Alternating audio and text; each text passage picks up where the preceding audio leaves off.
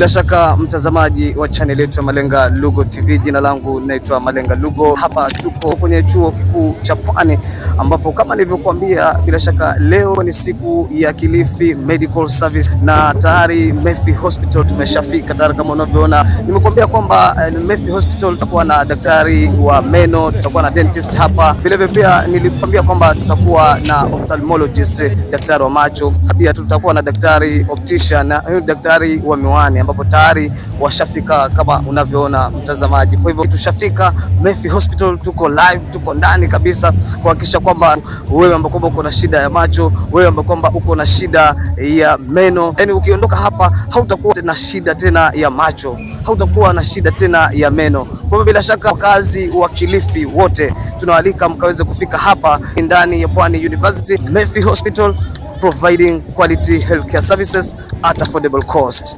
Shabash.